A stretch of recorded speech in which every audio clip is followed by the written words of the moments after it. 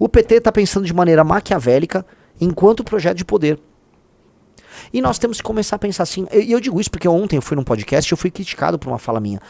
Vai no meu Twitter e veja só o que eu falei ali. E nós precisamos falar nesses termos para a próxima eleição. Você é do Brasil produtivo? Eu tenho um lado. Eu estou do lado do brasileiro que trabalha e produz. O brasileiro que hoje está recebendo dinheiro, veja só, ele está no outro lado da balança. Eu não estou agora preocupado em atender ele. Todo o aparato estatal foi feito para atender ele. Eu quero atender quem está trabalhando e quem produz. Porque, olha só, o cara que está trabalhando e produz e mora numa periferia aqui em São Paulo, o cara sai, vamos supor, de Diadema e vem trabalhar numa região central. Esse cara tá no trânsito infernal, no calor, no ônibus ruim, ganhando pouco, pagando imposto cada vez mais alto. O cara ia fazer uma comprinha lá num site chinês, hoje é taxado. Esse cara tá sendo arrochado, esse cara tá sendo ferrado. Ah, mas o governo agora vai dar um vale gás pra não ser... É isso. Irmão, sabe quem é que vai se prejudicar? Não é o milionário. Não, não é. Você tem o quê? Você tem uma padaria? Você se cara. Você tem um salão de cabeleireiro? Você se ferrou, velho. Eu vou ter que fazer uma escolha. Eu tenho que escolher entre Santa Catarina e Piauí. Eu quero um modelo econômico de crescimento que permitiu que Santa Catarina se industrializasse e exportasse, ou eu quero o modelo do Piauí em que basicamente a classe política fica pedindo dinheiro pra Brasília. Provavelmente, se não todas, quase todas as cidades do Piauí dependem exclusivamente do governo estadual e do governo federal pra existirem. Eles não produzem nada, né? Nada, são ficções jurídicas. Só que eles têm 3 senadores e eles têm pelo menos 8 a 9 deputados federais. Inclusive os 9 deputados, todos os deputados do Piauí votaram a favor da PEC da blindagem. E só uma pausa. Pô, vamos renovar 2/3 do Senado agora.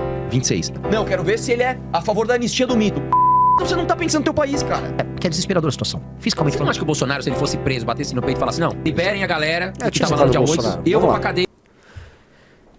Tá na hora da gente demonstrar que a gente tem lado. E vamos começar. Quem é o nosso lado? Primeiro tudo, todo mundo, a massa de brasileiros que trabalha e produz. Nós temos que chegar ao poder e nós temos que olhar por essas pessoas antes de tudo. A massa de brasileiros que trabalha e produz. A massa de brasileiros que está botando dinheiro dentro do cofre do governo federal. Nós temos que olhar para eles primeiro. E aí, mas o cara que tá no auxílio, eu quero que ele saia do auxílio. Eu quero que ele viva numa cidade decente, quero que os filhos dele tenham uma capacidade produtiva.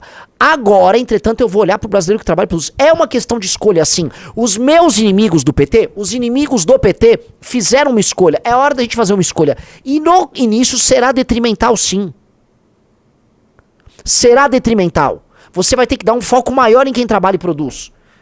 O cara que tá botando comida na mesa de milhões de brasileiros, que é o brasileiro que trabalha e produz, não importa se ele é um lixeiro, se ele é um vendedor numa loja, se ele é o dono da loja, se ele é um motoboy, se ele é um entregador, se ele é um motorista de Uber, se ele é um cozinheiro, se ele é um contador, se ele é um assistente financeiro, não importa. Esse cara, a vida dele tem que deixar de ser um inferno maldito. E esse cara tá botando a comida na mesa de milhões de outros brasileiros que não estão tendo o mesmo sacrifício que ele. Não é justo, cara. Não é justo. Tá errado isso. E aí vai o vagabundo do Haddad, o bosta do Haddad. Esse cara, esse sujeito vai, propõe, que legal, mais uma vitória. Então, deixa eu entender. Economicamente, o ministro da Fazenda no Brasil tá propondo vale gás, tá propondo transporte gratuito pra todo mundo no transporte público. E energia elétrica gratuita. Ai, que gostoso. E aí pro resto da população, imposto. Que gostoso. Só que entenda, numa questão de uma guerra faccional, porque o Brasil vive uma guerra faccional, o PT tá jogando direitinho. O PT tá jogando fino da bola. E vão. Se nós não conseguimos levantar um exército pra enfrentar esses caras, do ponto de vista eleitoral, eles vão ganhar a eleição. Mesmo estando mortos no começo do ano, davam o PT como morto. O que o PT fez? A estratégia clássica de sair convencendo o próprio eleitor, comprando o próprio eleitor. Eles voltaram pro modelo antigo, esconder a Janja. Quase vocês não ouvem falar da Janja. O Eduardo Bananinha deu uma causa universal pro governo. Estou enfrentando o demônio do Trump. E mesmo com o governo quebrado, estão aí distribuindo benesse. Tome benesse, tome benesse. É isso? Nós temos que escolher o lado. E tem que ser um lado. Porque o outro lado acha que é detrimental. Se você perguntar pra um cara da lógica assistencial, ele acha que tem que dar tudo pra ele. Dá pra mim, me dê papai. Eu quero. Nós temos que escolher. E essa é uma escolha, vamos colocar aqui, de foco e de país. Cara, eu quero entender a mente de um cara que sai pra trabalhar aqui em São Paulo pra ganhar R$2.500 e sai lá do final da periferia, cruza a cidade, volta. bairro ruim, paisagem feia, cidade suja, cidade feia, insegurança, risco de ser assaltado. E aí ele bota comida na mesa dos filhos dele. Esse cara, pelo amor de Deus, gente, esse cara é um herói. Esse cara é um herói. Esse cara... E ninguém tá olhando por esse cara. E o cara que contrata ele, outro herói. Aí tá lá o Haddad falando, não, mas olha só, fica tranquilo que agora vai ter luz de graça pra quem já tá produzindo pouco. Não dá, cara. Mas eles estão vencendo a guerra faccional, porque eles entenderam que é uma guerra. Nosso campo não entende que é uma guerra. O nosso campo, na verdade, não entende nada. Nosso campo sequer entendeu o que está em disputa. O que está em disputa é a inviabilização do Brasil como pacto e a inviabilização do Brasil como Estado. O modelo de Estado brasileiro é um modelo de expropriação. É expoliação e expropriação de quem trabalha e produz para que uma máquina vá, conduza esse dinheiro e faça populismo. É o famoso acordo topo-base. O topo da pirâmide político, sindical e assistencial que está no governo federal, aí mistura com o judiciário, pega o dinheiro do Brasil que trabalha e produz, processa esse dinheiro, se alimenta e manda os restos para a base. O meio paga a conta. E mais, no meio eu vou incluir inclusive o empresariado brasileiro. Esse acordo topo-base comprime quem está no meio. É um acordo populista do topo para com a base. Tem que ser rompido esse acordo topo-base. É claro que é um acordo topo-base. O meio tá... Entendeu? E como é que você vai arrancar? Como é que vai chegar o próximo presidente e vai arrancar essas benesses? Pois eu já tô avisando. Se eu chegar à presidência da República, eu vou arrancar a maior parte dessas benesses. Ah, vai ficar impopular. Vai ter que arrancar. Não dá. Não dá porque tá colapsando. E se é pra alguém ter benesse, é o nosso eleitor. Tô falando sério. Que é quem? Que é quem trabalha e produz. Se é pra alguém ter benesse, é quem trabalha e produz. Que será nosso eleitor. Quem trabalha e produz vai ter que ter alívio tributário. Quem trabalha e produz vai ter que ter uma rua segura pra ir trabalhar. Esse cara que tá sustentando a vagabundagem do Haddad, o populismo vagabundo desse pacto topo-base desses caras, esse cara tem que ter um alívio na vida dele. Ele não pode ter medo de ser assaltado, ele não pode perder tanto imposto, ele não pode ter tanta dificuldade pra contratar ou demitir, pra ser contratado ou ser demitido, pra vida dele andar. Não pode ser esse inferno. A galinha dos ovos de ouro não pode ser morta para que o governo faça populismo com quem está produzindo pouco. Não dá. Temos que fazer uma escolha. A vida é sobre fazer escolha. Nós temos que escolher. E vocês não verão ninguém falando isso. Pelo contrário, no campo da direita vai vir um monte de cara assim, oh não, nós temos um projeto para cuidar do povo. Aqui, né? Aqui, ó. Tem que escolher lado na vida. Na vida tem que ter lado, tem que ser sujeito homem, tem que ter lado. Ó, eu tô do lado de quem trabalha.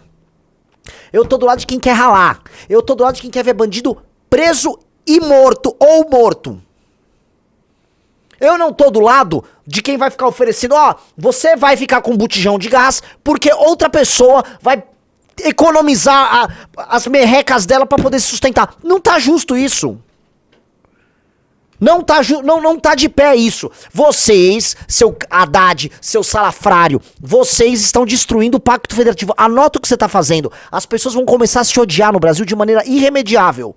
Vocês estão construindo seus salafrários, seus ordinários. Canalhas e vagabundos. Vocês estão programando uma guerra política no Brasil. Uma guerra federativa. Vocês estão inviabilizando o Brasil como uma possibilidade de uma nação grande. Seus malditos.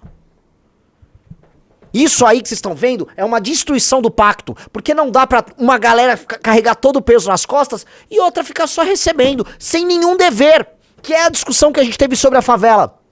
É aquela discussão que a gente tava aqui ontem, né? Que veio o Intercept. Ai, meu Deus, mas ninguém olha pra eles. Deram uma casa pra esses caras. Fizeram 11 casas pra invasores que subiram uma calçada, construíram uma casa ilegal. O Estado foi, deu casa pra eles e eles refavelizaram a casa. Ah, mas tem que ver... Não tem que ver. Eles têm que cumprir a lei. Já ganharam uma casa. O que mais eles querem? Nunca tem dever? É só direito. Agora quem tem dever é a pessoa que pagou imposto pra construir a casa deles. Esse tem dever, né? Ah, e se não pagar o imposto? Foi a prefeitura de Diadema construiu. Então o pequeno empresário de Diadema, veja só. Olha que ficção maluca. O cara dono de um boteco em Diadema... que tem que pagar o IPTU do lugar, os impostos municipais. Se aquele cara botar, o dono do boteco, uma mesa na calçada, e não tiver na métrica permitida pra prefeitura, vai vir um fiscal vagabundo, um canalha, e vai multar ele. Canetou e mete-lhe multa. A multa que ele teve que pagar por botar uma mesa na calçada pra alguém consumir, vai direto pro cofre da prefeitura, e aí vai fazer o quê? Dentre eles, a casa pra um cara que invadiu uma calçada.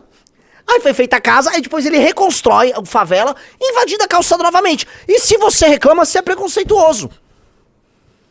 É um país em que alguns têm direitos e só direitos, nenhum dever, e outros só têm dever, mas não tem nenhum direito. Que gostoso. E não tem direito mesmo. Porque se esse cara, o dono do boteco em Diadema, acende a classe média, né? Ele e a esposa dele tiram uma renda aí de 6, 7, 8 pau. Tem gente que fala, nossa, é dinheiro. Isso não é dinheiro, isso é dinheiro de pinga. Dinheiro de pinga. Essa pessoa vive mal.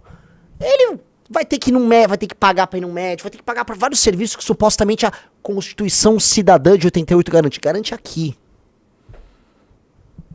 Garante aqui. Garante nada. É uma ficção. Aí esse cara tem que ralar de trabalhar todos os dias, fica esfolado.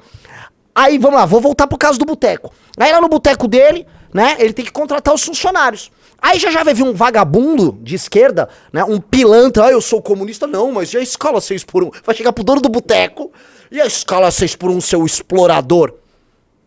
Um bosta, vai vir um bosta de um vagabundo apontar o dedo pra esse dono do boteco. Não, esse é um explorador, dono dos meios de produção, de entrega de cervejas em garrafas. Essa é a ficção, Brasil. Isso é uma ficção, meus amigos. Isso é uma ficção insana. Uma ficção absolutamente insana. E essa ficção tem que acabar. O presidente da República... Assim, o Bolsonaro, quando chegou lá, ele chegou lá assim, eu sou filho dessa revolução, então eu vou cuidar do Brasil. Ele nem sabia o que ele estava fazendo. Mas essa não é uma live pra ficar falando do Bolsonaro. O Bolsonaro acabou. O Bolsonaro já era. A questão é, o que um presidente antipetista tem que fazer quando chegar ao poder? Se ele chegou ao poder, significa que ele teve 50% mais um dos votos, certo, Riso? Certo. Ele tem que honrar esses caras. Ele tem que honrar, porque foi o Brasil produtivo que votou nele. Então ele tem que honrar esse Brasil produtivo. E esse Brasil produtivo quer segurança, ele quer pagar menos imposto, e ele quer ver a vida dele melhorar economicamente. Então, vamos olhar pra isso.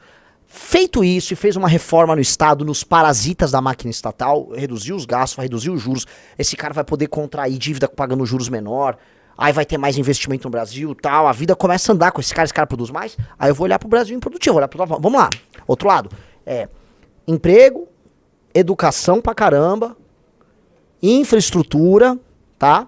E o desmame desse monte de coisa, um monte de auxílio que foi construído. Um aparato no Brasil que não funciona. Reforma administrativa. Agora, cara, a gente tem que chegar lá e garantir os 50% mais um. O 50% mais um, que é o 50% mais um que elegeu esse presidente da República, ele tem que ser honrado e garantido. Esse cara tem que estar feliz.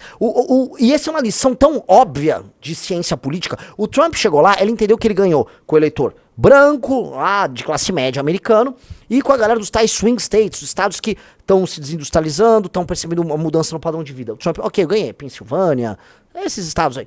Beleza. Ele olhou esses estados e ele falou, bom, é pra taxar? Pra esses caras sentirem que eles falam. Ele atendeu, e ele vai atender. Não sei se vai funcionar. Saiu um artigo do Curtis Yarvin agora, né, bem negativo sobre o cenário do futuro do movimento MAGA. Mas o Trump tá tentando avisar, meu eleitor, tô entregando o que você queria. Nós temos que chegar lá e fazer isso. Porque os nossos inimigos fazem. Eu preciso refalar, os nossos inimigos fazem. O PT, quem votou no PT, Riso? Uma classe mais pobre, dependente de Bolsa Família no Nordeste. E aí você soma os funcionários públicos, okay, uma classe média de esquerda que tem urbana, tal, é isso, né? Ele tá entregando tudo que esses caras querem. Pra Sim. classe média urbana, olha, tem um filme agora da Fernanda Torres, ganhou o Oscar, nossa, que legal. Aí vai lá, soberania, cachorro caramelo, ele entrega narrativa pra esse cara. Pro funcionário público, Lei Rouanet também, pro funcionário público, né, deixa as mamatas rolar. E pro cara mais pobre, toma, o que vocês quiserem, toma, dinheiro de helicóptero, vai jogando dinheiro. E pra nós, que somos adversários, o que ele jogou pra classe média que trabalha e produz no Brasil? Imposto. Ele puniu. Gente, é tão óbvio, ele puniu. Ele não esconde o jogo. Ele vai falar que nós somos fascistas. No fundo, ele acha que a gente tem que ser punido, a gente tem que ser expropriado. Veja, e não só eles, a situação vai ficando tão inviável, aí surgem os fiscalistas. O prefeito atual de São Paulo, aparentemente quer aumentar imposto, IPTU. O prefeito de São Paulo quer aumentar o IPTU. Pô, é isso. Pra quem trabalha e produz, imposto. Ora, o jogo tá muito claro. Eles, nas esquerdas, eles querem guerra. Eles são feitos pra guerra. A esquerda é forjada na ideia de um conflito eterno. Este conflito está sendo, ó, a lógica do conflito. Estão dando. Estão garantindo o eleitor deles, cuidando deles e punindo o adversário. O adversário tá fraco, tá machucado. O que nós precisamos fazer? Mesma coisa agora. Escolher lado. Escolher lado. E mais, e não pense que a coisa é detrimental. Se você mora no Piauí, você tá me assistindo. Se você mora na Bahia, você tá me assistindo. Se você mora no Sergipe, tá me assistindo. E você é uma família de faz parte de uma família que trabalha, que rala, que quer tocar a vida. Meu velho, eu tô com você. Eu entendo que você eventualmente é minoria. Evento não, com certeza você é minoria no teu estado. Mas eu tô com você. Eu tô com você, eu preciso da tua ajuda. Porque não dá, você é especialmente parasitado. A galera produtiva no Ceará é muito parasitada. A galera produtiva no Rio Grande do Norte é muito parasitada. Eu sei disso. Eu tô com você. Mas eu tenho um lado. Vocês têm que ter lado. Nosso campo tem que ter lado. Vocês estão entendendo? Isso que o Haddad está propondo é criminoso. Criminoso. Tudo que eu ouço desse governo maldito é isso, ó. As contas públicas, sei lá o que vai acontecer, mas ó, tome dinheiro. Fala, meus queridos, aqui quem fala é o Alan do canal Inevitável Cortes, e no meu segundo mês postando cortes aqui no YouTube de figuras do Partido Missão e do MBL, eu faturei cerca de 25 mil reais, ou um pouquinho mais de 4 mil dólares. E se você tem interesse em estar criando o seu próprio canal de cortes, eu preparei um treinamento 100% focado, mostrando o passo a passo para você estar conseguindo fazer seus cortes de figuras do Partido Missão e do MBL. Para acessar o treinamento é só clicar no primeiro link da descrição ou ler o QR Code que tá aparecendo aqui no meio da tela agora. E se você gostou desse vídeo, não se esqueça de deixar o like e se inscrever no canal. Te vejo no próximo vídeo.